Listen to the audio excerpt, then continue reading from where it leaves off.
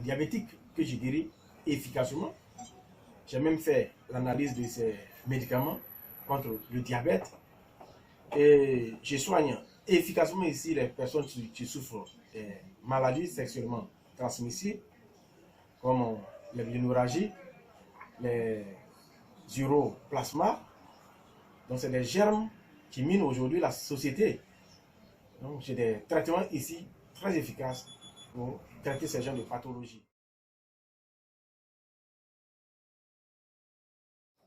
Effectivement, je le disais au début que l'hypertension n'a pas de secret pour moi, puisque je détiens des plantes très efficaces pour traiter l'hypertension artérielle.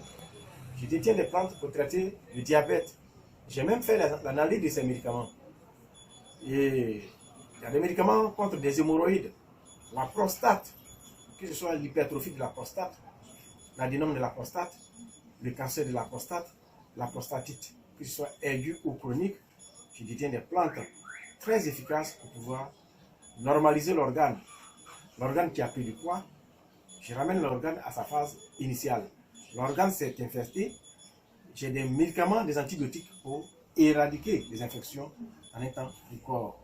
Soit la personne n'arrive pas à uriner, nous avons des plantes pour pouvoir permettre à la personne d'uriner convenablement.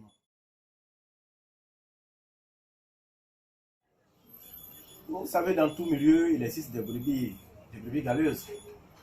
Il faut faire très attention à ces brebis galeuses. Et je demanderai aux consommateurs de demander la carte de la Fédération des tradipraticiens de santé et de naturothérapeutes de Côte d'Ivoire aux praticiens de médecine traditionnelle. Je leur demander encore la carte de recensement du programme national de promotion de médecine traditionnelle à ce praticien de médecine traditionnelle.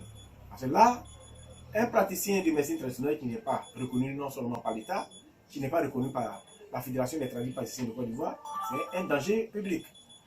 Donc, en cas de quoi, on dirait que vraiment les tradipraticiens, bien les praticiens de médecine traditionnelle ont fait un gaffe. Donc, pour mieux sentir les choses, il faudrait que ce praticien nous présente sa carte. Pratiquement aujourd'hui, nous avons 6000 tradipraticiens qui sont en règle et nous avons pratiquement 25 000 praticiens de médecine traditionnelle qui sont sur toute l'étendue du territoire national et qui ne sont pas totalement en règle. Mais beaucoup reste à faire. Nous allons faire le contrôle de tous ces praticiens de médecine traditionnelle, leur permettre d'avoir leur carte de fédération, former ces praticiens de médecine traditionnelle et faire des tests sorte que ces praticiens travaillent en symbiose avec l'État de Côte d'Ivoire. Je pense bien que tout début est difficile. Nous connaissons depuis l'année 2008, depuis la création de la Fédération des tradipraticiens de Côte d'Ivoire, les médicaments traditionnels se vendaient même le sol. Et il y avait l'emballage des médicaments n'était pas vraiment propre.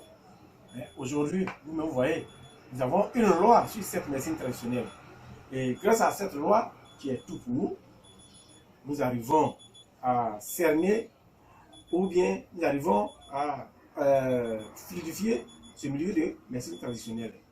Donc, nos difficultés aujourd'hui est que l'État de Côte d'Ivoire nous aide en tant que fédération de pouvoir nous aider à nous organiser, à avoir une subvention de l'État de Côte d'Ivoire pour pouvoir former nos membres, pour pouvoir contrôler nos membres et faire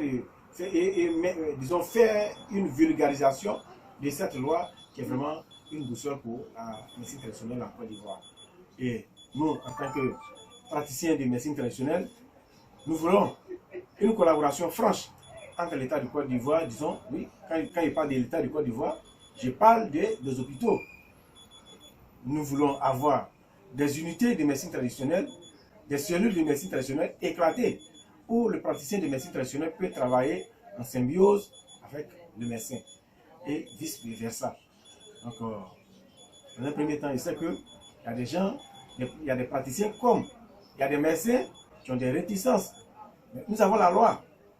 Que ce soit le corps de la médecine conventionnelle, que ce soit le corps de la médecine traditionnelle, nous avons tous une loi. Donc c'est la loi qui nous permet d'être vraiment professionnels. Okay. Donc la médecine traditionnelle aujourd'hui, c'est un corps de métier tout entier. Il faut comprendre que quand on parle d'hépatite, c'est l'inflammation du foie par un virus. Il existe différentes maladies d'hépatite. L'hépatite va de A jusqu'à G.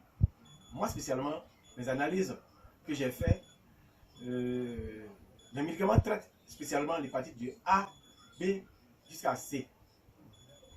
Mais les recherches sont encore poussées sur l'hépatite G. Aujourd'hui, j'ai les traitements de l'hépatite A, l'hépatite B et l'hépatite C. Donc, c'est des traitements qui amènent le foie qui a pris du foie, disons qui a pris du poids à sa phase initiale. Le foie qui est soit infecté, qui a un cancer, à revenir à sa phase initiale. Je demanderai aux praticiens de médecine traditionnelle, comme ils l'ont fait en tant que praticiens, c'est un serment porté, qu'ils s'inspirent vraiment de l'inspiration divine pour pouvoir traiter les patients. C'est un serment. Donc, qu'ils mettent d'abord le travail divin sur le travail paye et que la population aussi ait confiance à la médecine traditionnelle. Nous avons une loi. Si l'État n'avait pas de confiance, n'avait pas vu l'importance et l'efficacité de la médecine traditionnelle, nous n'allions pas avoir cette loi.